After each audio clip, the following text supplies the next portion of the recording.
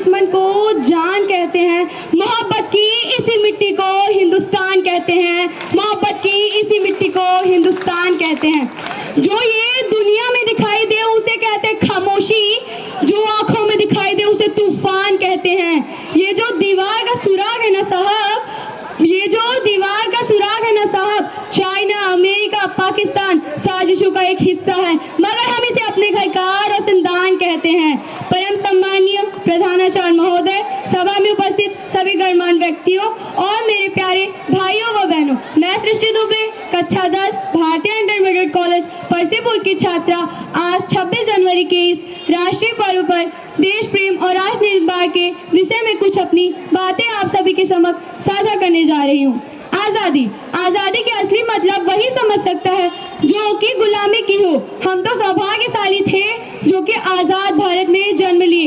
यूं तो आजादी की लौ 1857 में ही लग चुकी थी, लेकिन 1947 में मसाल बनकर हमें आजाद कराई।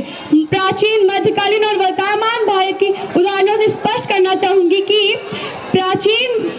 मध्यकालीन उदाहरणों से स्पष्ट करना चाहूंगी कि जब हम तिरंगों के फेरे में फंस गए थे तो रंगे बसंती चोला की एक आवाज पर टोलों के टोले उमड़ आते थे और खून में आने वाला 5-5 डिग्री का तूफान, खून में आने वाला 5-5 डिग्री का तूफान अंग्रेज शासकों के जड़ों में तूफान ला देता था। लोग मर जाने को तैयार थे, मिट जाने को तैयार थे, फांसी चढ़ जाने को तैयार थे, तो वो भी अपनी देशभक्ति साबित कर रहे होते थे। मैं बता दूं, 62, 65, 71 के युद्धों में सुहाग गवा देने वाली औरत और घर के ये हालात हो जाया करते थे कि प्यार भी भरपूर गया, मांग का सिंदूर गया, नन्हे नौनिहालों की लंगोटियां चली गई, छोटे छोटे बच्चों की चोटियां चली गई, बाप की कमाई गई, भाई की पढ़ाई गई। एक ऐसा विस्फोट हुआ, पता नहीं चला जिसमें की कितनी बोटियां चली गई, जिसमें की कितनी बोटियां चली गई। आपके लिए तो एक आदमी मरा होगा साहब, मेरे घर की तो रोटियां चली गई, मेरे घर की तो रोटियां चली गई वाले हालात पैदा हो जाने के बावजूद भी एक माँ अपने बेटे को सरहद पे दुश्मनों की धज्जियां उड़ाने के लिए भेज दिया करती थी और खत लिखाकर भेजा करती थी कि अम्मा ने खत लिखा है बड़े ही चाव से, कि अम्मा ने खत लिखा है बड़े ही चाव से, पुत्र मेरे ना घबरा जाना, पुत्र मेरे ना घबरा जाना, 1 इंच भी पीछे मटकना, चाहे इंच इंच कट जाना, चाहे इंच इंच कट जाना। तो वो उस समय पूरा परिवार अपनी देशभक्ति साबित कर रहा होता था। ये होती है सच्ची देशभक्ति।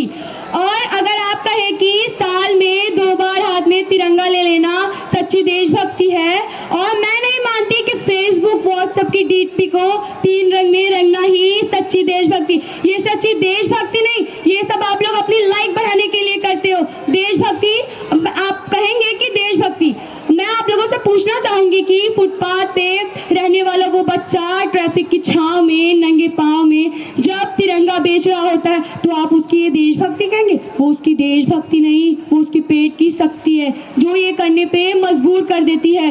ना वो मस्जिद को जानते हैं, ना वो शिवालों को जानते हैं। जो पेट के भूखे होते हैं ना साहब, वो सिर्फ भोजन के निवालों को जानते हैं, वो सिर्फ भोजन के निवालों को जानते हैं। 4 बोतल वोडका ने काम मेरा रोजगार ने भारत का भविष्य तबाह करके रखा है। लड़कों से बात करता देख भाई, जो हड़काता है वही भाई गर्लफ्रेंड के किस्से घर में हंस हंस के सुनाता है। और मैं आपको बता दूं कि महिला सुरक्षा में आज भी हमारा देश 4थे स्थान पे आता है। हम एक ऐसे समाज में जीते हैं जहां पत्थर की मूर्ति को लगते हैं 56 भोग और भूखे नंगे तड़पते सो जाते हैं लोग। मजदूर को मजदूर समझिए, मजबूर नहीं, मजदूर को मजदूर समझिए, मजबूर नहीं। अगर गरीब को काम दीजिए, दान नहीं। अगर दान देने के इच्छुक है तो जीते जी रक्तदान दीजिए और मरने के बाद अंग दान देके किसी मरते हुए को जीवन दान दीजिए। ये सच्ची देशभक्ति और राष्ट्र प्रेम है। और मैं आपको बता दूं कि हमारे देश में एक ऐसी शैक्षिक बीमारी है जिसका केवल एक कारण है, वो तो ये कि हमारे देश की शिक्षा नीति केवल 2 तरह के लोगों के लिए होती है। पहले तो वो जो विद्वान है, दूसरे तो वो जो धनवान है। और मैं बता दूं, हर देशद्रोही को ये समझा देना चाहिए कि अगर तुम परिंदे हो तो ये आसमान तेरा है, अगर तुम परिंदे हो तो ये आसमान तेरा है, अगर तुम दरिंदे हो तो शमशान